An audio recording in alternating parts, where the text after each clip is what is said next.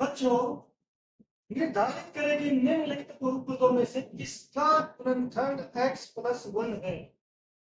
बच्चों, अब हम यहाँ पर सेकंड क्वेश्चन करेंगे। हम चेक करेंगे कि क्या x प्लस 1 इसका गुणनखंड है या नहीं।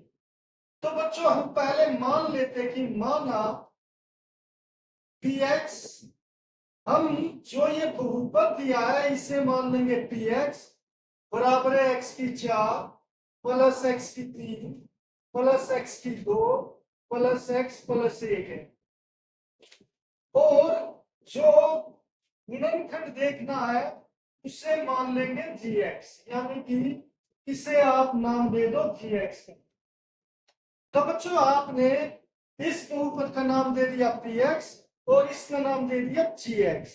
अब बच्चों, हम क्या मान लेते हैं कि माना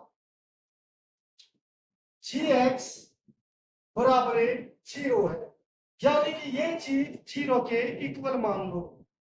अगर gx 0 है तो बच्चों x प्लस 1 भी क्या होगा, 0 होगा।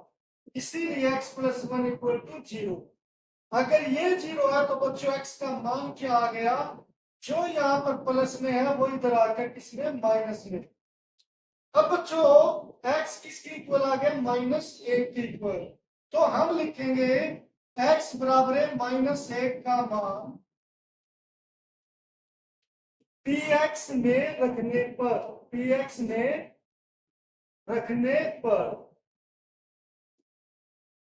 अब बच्चों, px हमारा क्या है, px है ये जो हमें बहुपद दिया गया है, इसे px। तो बच्चों, इसलिए px को आप ऐसे कैसे उतार लो, x की 4 प्लस x की 3 प्लस x की 2 प्लस x प्लस 1। हमने px एज इट इज उतार लिया। अब बच्चों, मुझे ax का क्या मान रखना है, x बराबर है -1। तो मैं यहाँ पर p -1 रख देता हूं। जहां पर भी x है वहां पर -1, यहाँ पर पावर 4 हो गई, यहाँ पर -1 पावर 3 हो गई, यहाँ पर -1 पावर 2 हो गई, यहाँ पर -1 और प्लस 1। अब बच्चों, यहाँ पर आपको ये सोल्व करनी है, -1 की पावर 2 -1 की पावर 3 -1 की पावर 4। हम यहाँ पर सब को इकट्ठा कर लेते हैं। बच्चों, -1 की पावर 1 क्या होता है, -1 ही होगा, क्योंकि वो एक बार है। अगर बच्चों -1 की पावर 2 करें तो इसका मतलब -1 है। जब -2 बार गुणा होगा तो बच्चों आएगा आंसर प्लस में। 1 गुणा 1 क्या होगा, 1। अब -1 की पावर 3 है तो इसका मतलब -1 को 3 बार गुणा कीजिए। तो बच्चों 1 2 3 बार गुणा है तो उत्तर किसमें आएगा, माइनस में।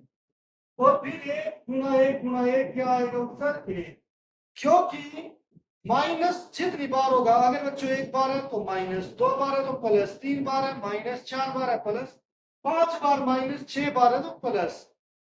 यानी कि अगर माइनस की पावर इवन है, यानी कि 4 एक इवन नंबर है, तो उत्तर किसमें आएगा, प्लस में।